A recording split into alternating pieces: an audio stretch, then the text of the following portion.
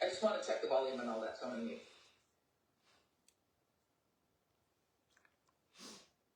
I'm live. Oh, wait. I'm sitting here going, I'm live.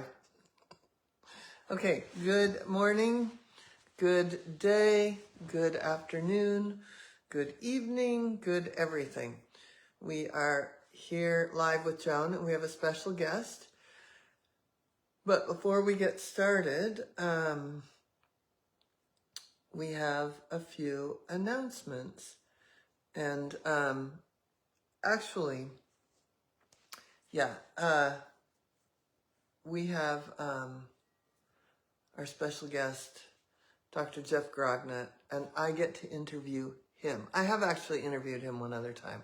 So anyway, if you're new to me, my name is Joan Ranquet. I'm an animal communicator, author, TEDx speaker, and founder of Communication with All Life University.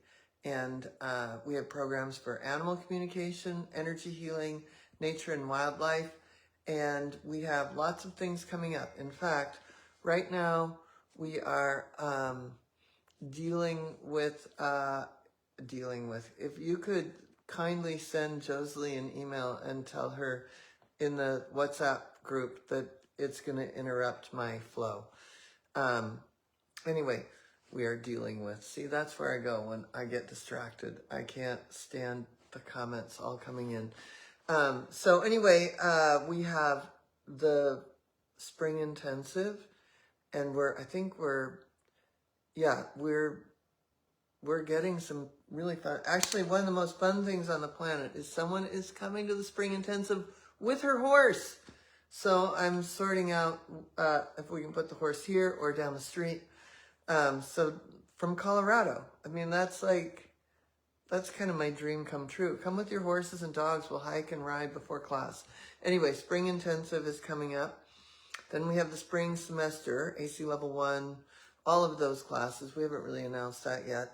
But we have, let's see, what do we have coming up? We have the Death, Dying, and Beyond immersive. And we have all sorts of other fun things. Another immersive on April 3rd and 4th. And I just want to talk about the immersives. The other day we had 90 people sign up, and we had about 84, 88, something like that, Claudia, people that were actually in it. And 84 people that were in it. And we had 8 teachers, right? So there was never too big of a group. And so there were four animal communication sessions. So what did you think, Claudia? Was it fun? It was so much fun. It was incredible. My favorite part was when they read each other's animals and they shared the person whose animal was being read, like practically in tears at how accurate their partner was, and then the partner realizing they were accurate. Like, it was just magical. Yeah, I have to say, the teachers were off the charts, and it's, I couldn't move on Sunday. I mean, I will say that. I was immobilized, but it was so fantastic and yummy. So I know that we're putting these out there at this very inexpensive rate. It's normally a $900 class, and we're selling it for $60 right now. And so we've got lots of immersives coming up. We have lots of ways for you to get into classes, programs, things like that. So, is anyone here that wants to say hi? Yes. And tell us where you're from. Terry Ann McGrath says, wow. Elaine Livingston says, Elaine Livingston is watching. Hi, Elaine. Hi, Elaine. And hi, Terry Ann. Hi, Terry. Julie Jacobs says, hi, all. Hello. And that reminds me, Julie Jacobs, that I'm going to be at Spiral Circles. I want to call it Spiral Staircase every time. Spiral Circles on February 3rd. What's your dominant chakra? It's a very fun class. Very fun. 4 o'clock, spiral circles. Then I'll be down in Boynton Beach on February 9th with Margaret Ann Lembo at her store, The Crystal Garden. We have a super fun event where we're going to, she's written books about human chakras. I, of course, have written about animal chakras. So we're having a very fun event. It's in person, but it's also being streamed. So I'll get you the details on that. We also have so then in March, February 21st, Awakenings, Animal Communication for the Day. And then we've got, in March, the 12th or 13th through the 15th, 13th, 14th, 15th. So 12th through the 15th is a whole bunch of fun, animal communication, EFT, chakras, you name it. Actually, I think we're doing What's Your Problem? What's Your Animal's Problem? And that's a very fun class. So we have lots of things at Circles of Wisdom in Methuen outside of Boston. And then we have I'll be in North Carolina at Dancing Moon on that Saturday, the 20-something. And then the following week, I'll be in Atlanta at Phoenix and Dragon. So many fun opportunities. I would love, love, love. If you've never met me or I've never met you, please come. It would be really fun. So, anyone else here? Yeah, Julie Jacobs says, yep, going. Oh, good. And Kaylee Stargurter says, hello, beautiful. Oh, hi, Kaylee. Okay. I cannot see if Dr. Jeff is watching, but I sent him the link. So if Dr. Jeff, if you are watching, say hello. Erin. Oh my God, Erin. What? Hello. Wow. Hi, Erin. Finally caught alive. You guys have quite a calendar full of goodies for folks to enjoy. Yes. Yes, and one day I'm going to get back to Colorado. Won't be this year, I don't think. That's not even the humpback trips, but yes, I want to get back to Colorado, and I am so excited for your new house. All right. Julie Jacob says, and if you want to get together for dinner, I live near the airport. I want to talk to you. Okay. I'll let you know. Dr. Jeff is watching. Thank you. Okay. See if you can invite him. So, full disclosure, Facebook Trump and was not letting me set anything up. So we're praying and hoping that it'll allow us to bring on a guest. It's adding. Oh my God, he's here. Hello. Hello there. Oh, this is fun. Wait. Camera. No? Okay. I saw the keyboard. Yeah. Well, that's got the computer in front of me. Okay, you're upside down. Claudia, what do I do? There's the keyboard. Okay, hold on. Claudia's here on my iPad. Oh, there you're sideways now. Oh, I can go 45 degrees, but I can't. Yeah, it doesn't work. Doesn't work. Okay. There we go. Okay, hold on. Just have him turn the phone. Can you turn the phone the opposite? Ta-da! No. There. That's perfect. It is? Yeah. Is that perfect for you, Claudia? Yes. I'm on my side. So, but if you think I'm vertical, I'll go for it. Yeah.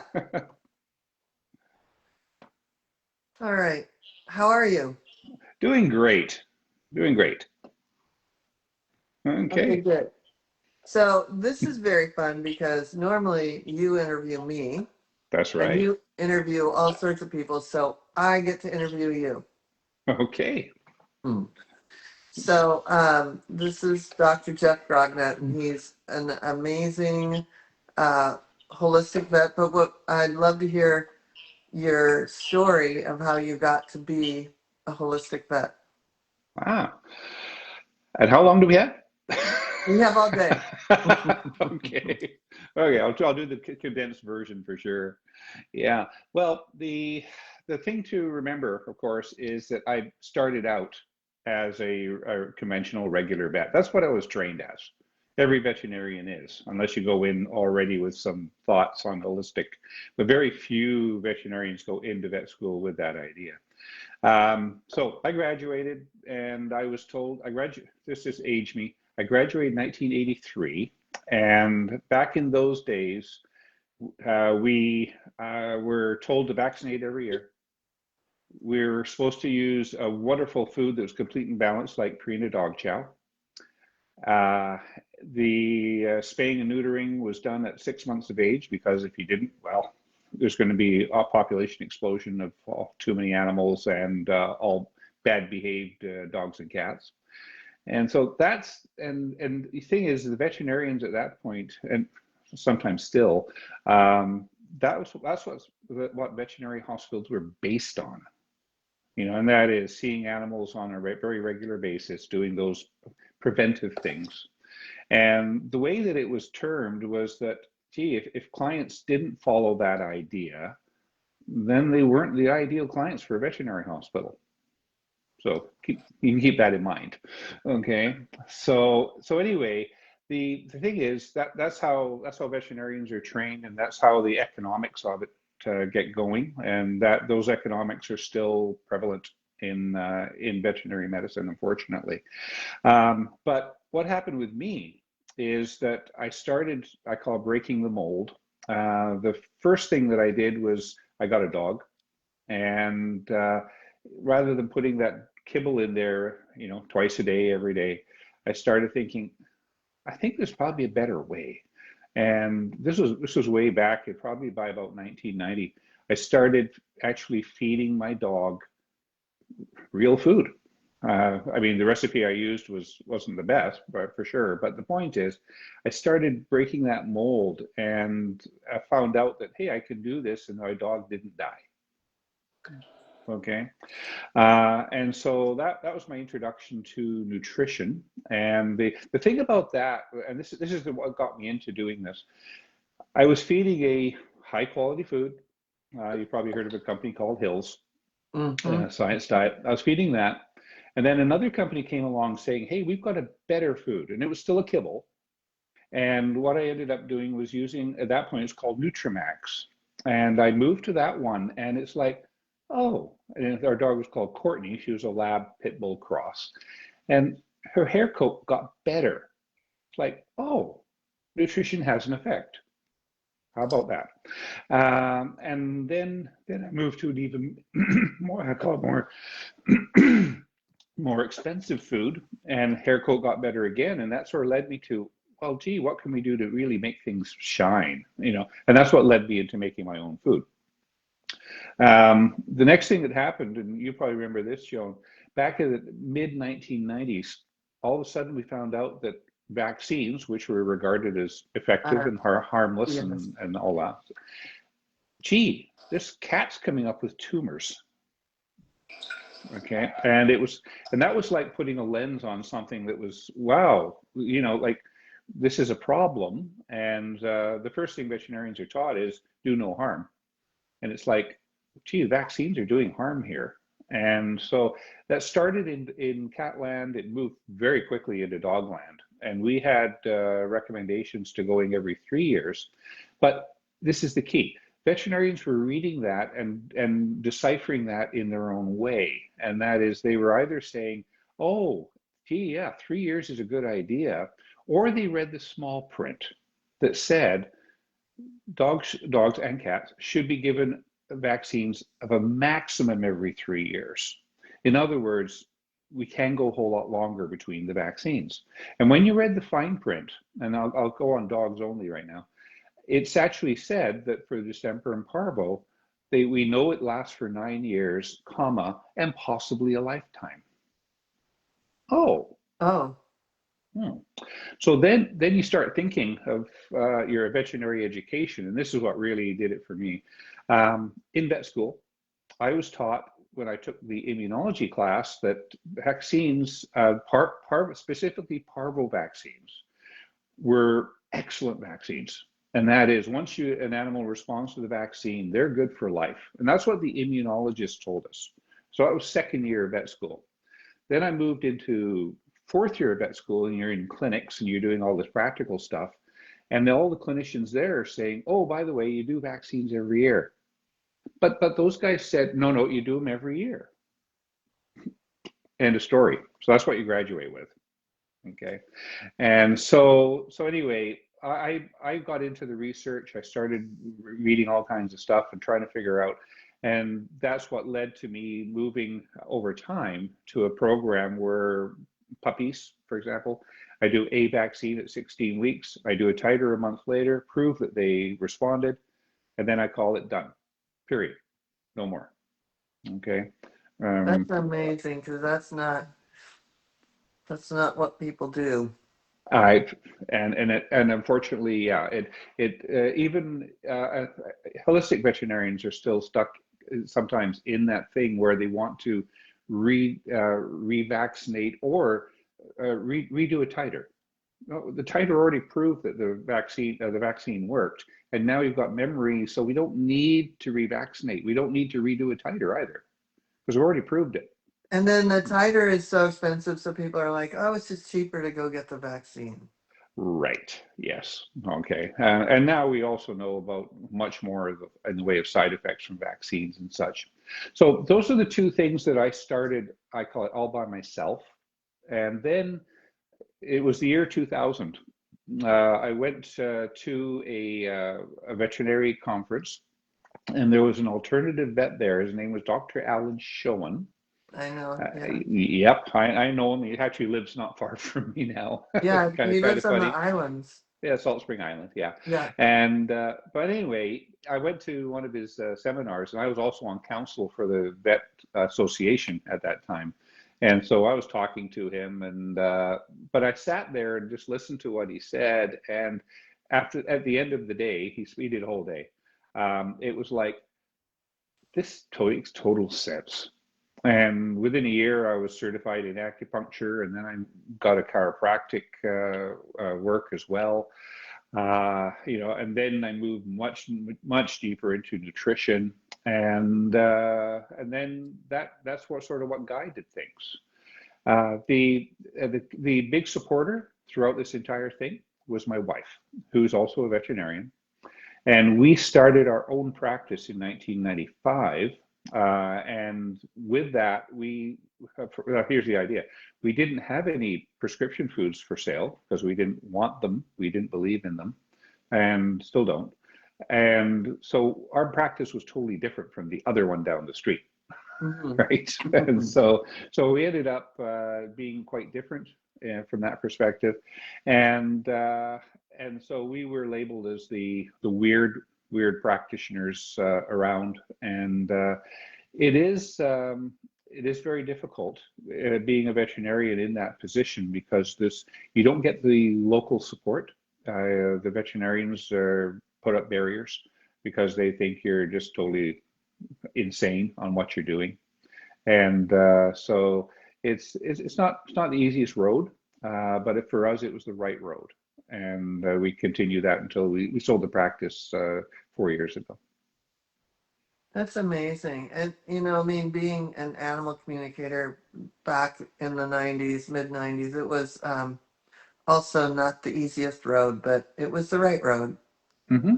Yeah. So, and I can remember, I was definitely feeding my cat, chopping up food in 95, 96. And people thought I was crazy, but is that right? Oh boy, yeah. No, thankfully we've gone through this evolution, but 90% of people are still content to follow the vet's advice, conventional vet's advice, and go buy a bag of kibble at the grocery store. Yeah, so that is. Yeah, I mean, I always say to people, you don't eat the same thing every day. Why would we think our animals would? Yeah. We'll start there. So, Yeah, that's right. Yeah, so it's been a real interesting journey. The and unfortunately, the good side of it now is that I have moved into the college standpoint. I moved into retired status. So therefore, and then it's kind of hard to say that it gives me a little bit more freedom because I don't have a license that they can take away. so tell about your conferences and all the things you do, because I think that's you've been able to be a real voice because you don't have a license to take away. That's right. The main thing with it is that I after after we sold the practice and such, it's kind of like, what do I want to do when I grow up? And I'd already been doing online teaching. I've been doing that for since the year 2000 actually, and but now I moved into it for real, and so.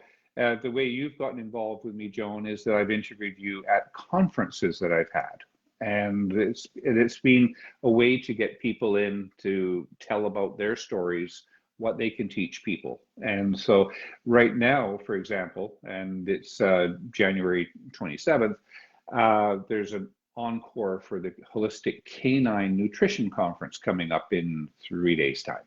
That's right. So I'm gonna find the link and put that in here for okay, that'd be yeah. great. Yeah, but anyway, we have that going on right now. So that's the type of thing I do. I do a conference, or in this case, there's 22 speakers all talking about nutrition, and that way people can attend free, watch things, and that way they can move into the holistic world and learn what they can do. The next one coming up is the holistic feline nutrition, and then you'll love this one, horse nutrition. So I'm moving into all those worlds as well. And so we've got lots of education happening, and then I'm going to be doing another one in the summer on communication, that type of thing. Okay, so there's lots of opportunities, but for people that get into and see me, they see the conferences, but then I've got a lot of other courses that they can learn different things, and I focus on nutrition, how to save money at the vet, pet first responder, and I have a program called Become Your Own Vet, where you can take, and that's more or less all the courses, but at the same time, we meet 6 or 7 times every month, and we do live sessions, and it's all a great big learning experience. It's so important. I think I've watched so many people, uh, they run to the vet over this or that, and the next thing you know, their dog is on a bunch of antibiotics, and the next thing you know, the Yeah. stomach and the whole, like the journey that animals go on because of the over medication, but also lack of information or lack of, Mhm. is it the vets that aren't trained in these other things, or is it just easier? I don't know. The average veterinarian is trained in, oh, I've diagnosed this. How do you diagnose the disease? Then you diagnose the disease, and what they call the standard of care is that, oh, for that particular disease, we use these medications. Okay, and if you vary from that, then you're changing the standard of care, and this is where the problem lies. You, if you're drawn in front of the board, so to speak, you would then have to say, well, this other treatment I'm doing has just as much validity, and here's the proof that it does. And when we're talking about holistic care, unfortunately, there's a lot of times we don't have the scientific studies to back it up. So because of that, veterinarians are kind of wary, and that is okay. You've got a dog that's vomiting, okay, and you do radiographs and you find out, oh, it's just an inflamed gut and such.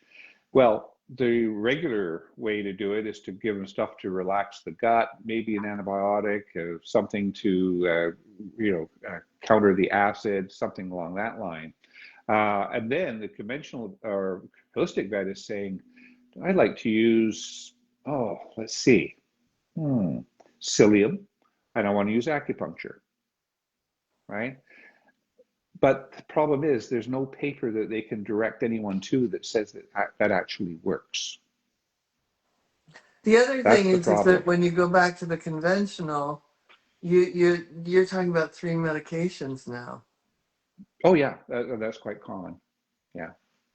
Yeah, there and there's even critiques in the conventional world. One of the things that was given forever and still is whenever you have a gut upset is metronidazole.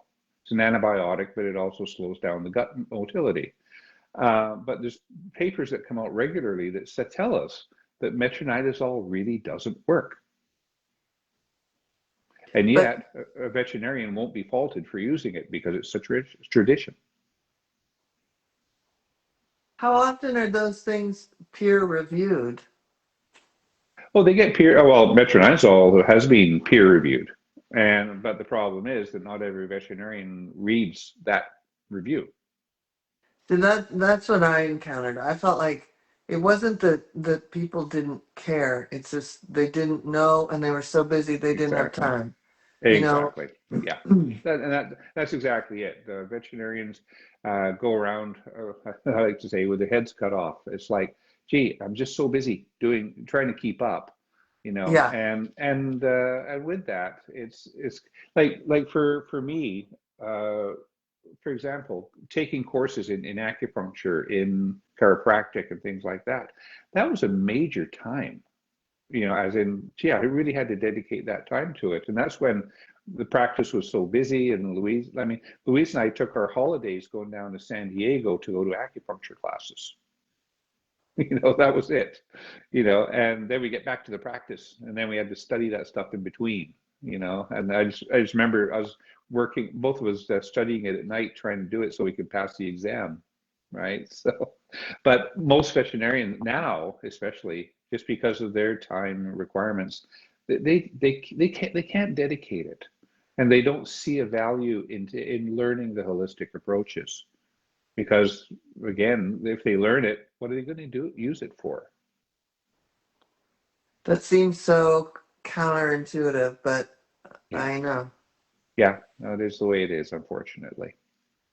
What so tell me how much nutrition did you study in vet school? There's a whole lot of nutrition for beef cattle, dairy cows, pigs, chickens. When it came to dogs, we had an hour. And cats, well, they were just a subset of the dogs. That's about all it was. When I graduated, cats were still regarded as little dogs with slightly different requirements. That was it. And so so we were limited on the nutrition amount that we were taught, but also what we were taught in vet school was more or less the book called Canine Nutrition, which was written by a guy called Mark Morris, who's part of Hills. He was the founder of Right. Hills, right? Mm. And so the whole point of that is that was the nutrition according to Hills company. That was it. And so, and then the continuing education that veterinarians get once they graduate, as in what they get at conferences. We don't have much well, we still have some conferences, but they're nothing like we used to. Now it's more or less online, but that, like a major amount of online nutrition is provided by Purina, for example. You can imagine the webinars that they sponsor and put on are very much Purina centric. Hmm. Okay, they're not holistic. Okay, so they're going in a different direction than what holistic practitioners would be. And I want to go back to vaccines. How did I mean you what were they like in Canada? Did they have the same thing that you have to have the rabies and all of that? Where I live, where I practiced, there isn't a requirement for rabies. So I'm in British Columbia. The only province in Canada that has a requirement for rabies is Ontario. So that's the other side of the country. Um, but the only time we ran into that with my clients was that, oh, I need to cross the border. And here's the crazy part. I can take my dog and go into the States and I don't need a rabies vaccine. But if I want to get back into Canada, I need it. So, you end up, because I used to practice just a couple of miles from the border when I was in White Rock, on the other, I thought that's south of Vancouver, Right. and I know where that and is. and where, and the kicker was we had a whole lot of clients that had Blaine rabies tags, as in and this is the kicker, they get to the border with their dog, where's your rabies certificate? Oh, we don't have one. They will go back to Blaine, pay an emergency fee, get a vaccine done, and then they come back, I'm not kidding, half an hour later, see exactly the same border guard, and then they've got a piece of paper saying, I can pass now. From a medical perspective, it's the dumbest thing ever. I mean, what's the difference in that dog now? There isn't one. Okay. But anyway, that was the only thing that we had. Where in most of the states obviously have a requirement for a rabies vaccine. And so there have been some studies done that say, hey, it lasts longer than 3 years. And so that's one thing, but it's not written into the laws. And so because of that, you still have to follow technically the laws that say you have to have it done every 3 years or so. Depends on the vaccine, if it's 3 years or 1 year. I'm going to hit the cat thing just for a second, and that is in Catland, you can get a vaccine for 1 year, or you can get one for 3 years. The difference is that the 1 year one does not have an adjuvant that stimulates the immune system the same way as a 3 year vaccine. And that has been blamed for the tumors, right, originally when that was first discovered. What we know now is the addition of the adjuvant really has no grounding on the incidence of the cancer induction. And so they're giving the 1 year vaccine doesn't really give you any advantage. And so I would just be wanting to reduce the number of injections. And so I would always want to be moving to a 3 year vaccine if you're doing it in your cat on a regular basis. Okay. And what about people that have house cats, that their cats are never going to leave the house? Well, from a medical perspective, if you've got an indoor cat, and that means your cat is indoors and there's going to be no, in our area, bats coming in down the chimney or in open windows or anything like that the cat could be exposed to, because bats can carry rabies. But anyway, if your cat is isolated in that way, your risk of rabies is zero. It's not going to happen. And so then you have to decide, well, I don't need the vaccine from a medical standpoint. And then it comes down to this. The laws say that you should do it on a regular basis, like every 3 years. Do you follow that or not? That becomes up to you, the owner. Okay. From a veterinary standpoint, the only recommendation I can follow really is to say you should be giving it according to the laws. That's it. Okay. But the main thing is that is it from a medical perspective, is it required? An indoor cat does not need any more vaccines. Right. Medically. Right. Also, if they've been dewormed and they're clear and they're inside and you don't have mice or anything running around, then they don't need to be dewormed again. If you don't have mosquitoes, you don't need heartworm prevention. All those things. And so I've seen examples of indoor cats that have been vaccinated every year, and it's kind of like, why? Right.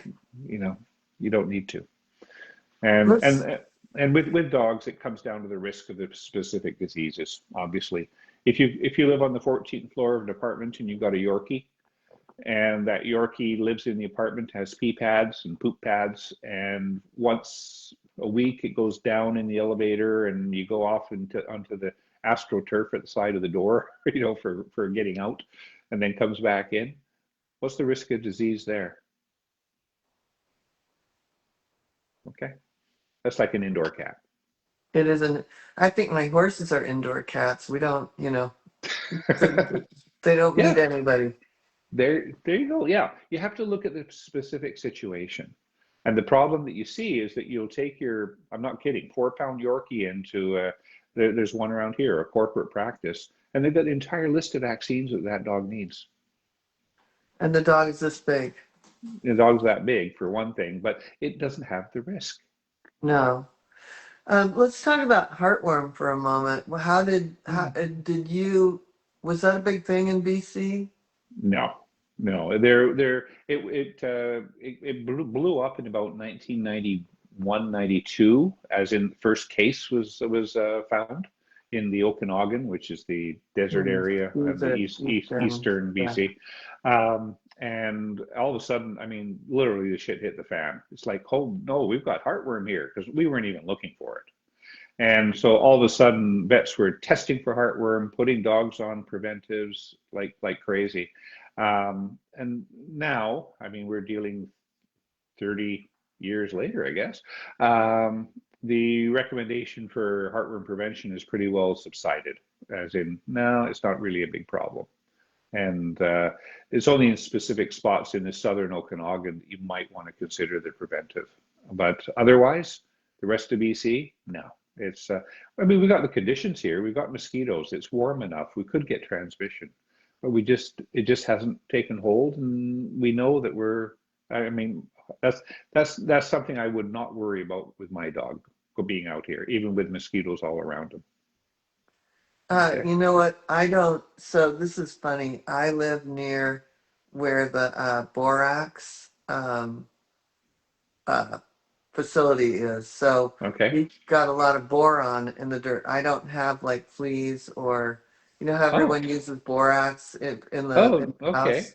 Yeah. So I don't. My dogs just do not get fleas because of the dirt here, the earth. Great. Okay. Um, and I don't. Yeah, it's a funny thing. But the going back to the heartworm, I remember seeing like starting to see people in their lawn. You could see the pea, the yellow versus the green grass, and that was from the heartworm medication. You could see it come out into people's yards. Okay. I mean, we get urine scalding here, which is a burning of the grass, but that's just in the summertime thing in very low organic matter soils where the girls pee. That's it. You Yeah, know. this was a very evident thing down in Florida. Everybody was on Oh, I heartworm. see. Yeah, and so I haven't experienced it because we don't have heartworm here. Well, Yeah. thankfully we don't. We got ticks. Just pulled a tick off our dog last night. Well, they're around. Okay, but and this is January, so this is the time for ticks here. Wow, I didn't ever notice when I lived in Seattle. I don't remember ticks. Yeah, no, this. Oh, we go off in the bush all the time with Shay. So yeah, he does pick ticks up, probably about half a dozen or so a year. I lived out in the woods too, but yeah, that's weird. I had just left Florida, so I was used to like digging through hair and, pulling stuff out. But yeah. Yeah, good neat. Um, and how much, flea medication must also have been something that the big pharma was coming to all the vet conferences. Oh yeah, yeah. We because of where I am. I mean, this is January, and when I look out on the water here, it is beautiful, and there's no snow, and it's really nice, and it's 9 degrees, which in your language is about 52. Bingo. Mhm. Okay, so it's kind of nice. We're regarded as the flea capital of Canada because it is so warm here in the summertime. Okay, and it's moist. That's the other Yeah. side. They need the moisture, and so there's a tremendous amount of flea medication used here. But you've been to my conferences, Joan, so you know this, and that is the newer flea products, which are a class called the isoxazolines, and Brevecto, Simparica, all that stuff. They really do have a negative side effect from the standpoint of, gee, they can create opportunities for seizures. They can turn dogs into an epileptic, and yeah, there's a lot of worry on what they're causing. And for anyone that's watching this, if you just go onto the Dr. Google and put the name of your flea medication in, and just put the word toxicity after and do a search. Okay, and then if you want to get really brave, go to alter.systems. That is a different type of search engine. And what you can find there is that you'll see all the stuff that Google has hidden in terms of what goes wrong with some of those medications. And so the point is, when those are given, they're in the body for a long, long time. Bravecto now has the injection that lasts for a year. So it stays in the body that long. And the way I look at it is really simple, and that is, take your dog, take your cat, and let's consider that as your 2-year-old daughter or granddaughter, depends on your age. And if your pediatrician said, hey, we got something to prevent this kid from getting head lice and pinworms and everything, and it's just a pill that you give, and it lasts for a whole year, so your kid will never get any of those parasites. Are you going to do that? Right? To have that level of pesticide in the body for that length of time? Yeah, that's what it really comes down to. Okay. Are there any questions or comments, Claudia? Yes. Can you hear me? Yeah. Okay. Okay. Terry Ann McGrath says, I brought my 2 kittens in for wellness checks after getting them, and the list of vaccines they wanted to give them at 4 and 5 pounds, indoor cats would drug an elephant. Yeah. Julie Jacobs says, I live in Florida. I do not pesticide and heartworm prevention. My girls never had a flea or an issue. Just got to be smart about where and when you walk and use natural if need to. And Shiloh says, my Sheba got sick with heartworm preventative. And she asked, what was that search? What is the other search? Oh, okay. There's 2 that I use for, I call it holistic stuff. And what you find, if you do it in Google and then you do it in these other ones, night and day in terms of what you get. The one that I like the best, and I'll say it and spell it out for you. And so write this down. It's called Brighteon.ai. So that the word bright, BRIGHTEON.ai. And if you go to that site, you've got 4 choices. Take the top left one, and then just do a search there, and just do a search for this last one. Well, what can heartworm preventives in dogs do from a toxicity perspective? And it comes out with such wonderful stuff, all referenced, and you can use that as a basis for your education. Or if you print it out and take it to your veterinarian, you can bore them with that. That's another way to do it. But it's really good stuff. The other one's called alter.systems. I haven't used it that much, but the Brighteon is the one that I really depend on. Will you text me those, Claudia? Yes. Okay. There you go. Okay.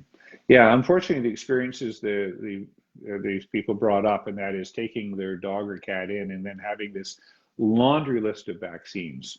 It's kind of like, you're kidding, And I mean, there's core vaccines and then there's non-core. And the non-core ones are the ones that are technically optional, and in the conventional world, that is. But there's a lot of veterinarians that don't consider them very optional, and they'll end up insisting on doing them, as you say, with an indoor cat. And you've got to look at the risk. I know it's insane. I think it's insane, but yeah, what do I know? Lots.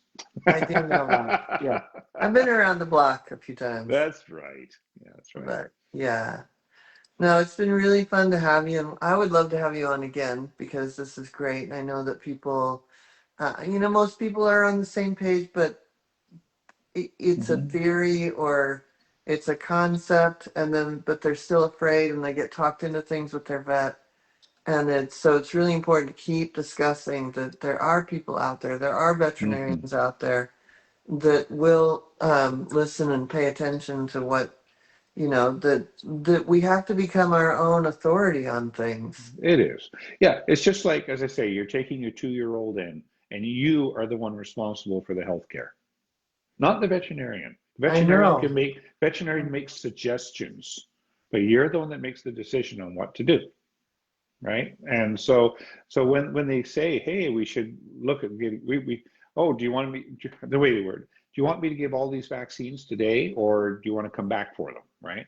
And the best thing that you can say to that veterinarian is, I'd like to discuss that.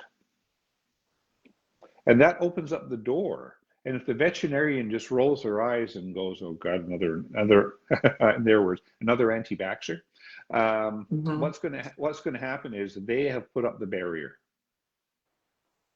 and you can't have a discussion with that type of person. And it's a good way to lean into it to find out if that is even a possibility with the veterinarian that you have.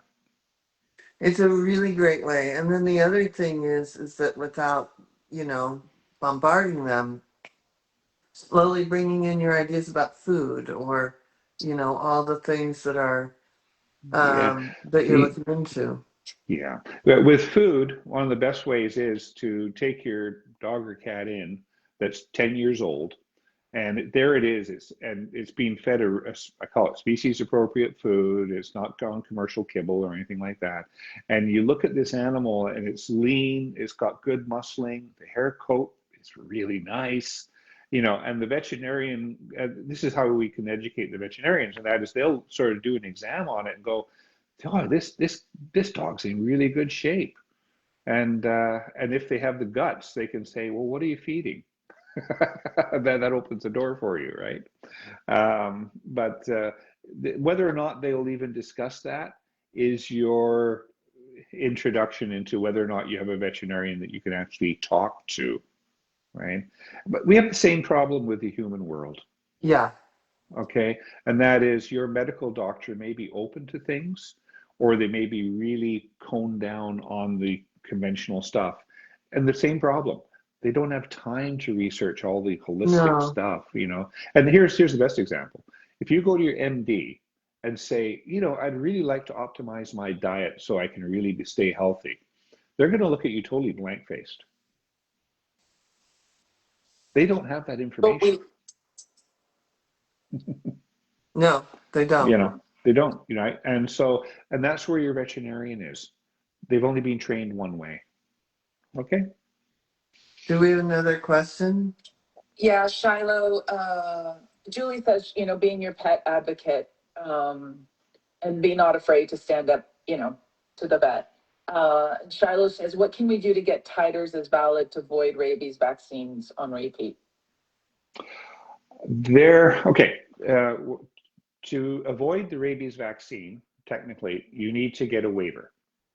And there's only, the last research I did, 18 states allow a waiver on a rabies vaccine. The key with that is that that's something that a veterinarian has to sign to be able to submit to the state, more or less, saying that this animal has health conditions that prevent it from having a rabies vaccine or something, right? And this is the key. A titer is not a substitute for a vaccine. There's no Okay. states that actually say we'll accept a titer over a vaccine. So the only way a titer can be used for rabies is that the veterinarian who is submitting the waiver says, oh, and we've done a titer, it's at this level, and I believe this dog, cat is protected, and therefore that's the basis for the exemption. The problem with it is that it depends on the state as to whether or not they will even allow that. And then you've also got to find a veterinarian that's willing to sign that waiver to send that in. So you hear a lot of stuff on the internet about, hey, I'm going to do a titer and get for the rabies and such like that. But it depends on who the regulatory authority is as to whether or not they will allow that as a way to not do a rabies vaccine. And most of them just don't have a clue what's going on, so they don't even go down that road. They just say, no, we need the rabies vaccine, and that's the end of the story. Be interesting to research in this area to see if there is anybody that would do that. I mean, that would be Oh, really. there are a couple. There are a couple, and I've had students that have told me about their veterinarian who did that. For example, there's one person I know who got that type of a waiver for their dog in the province of Ontario, right?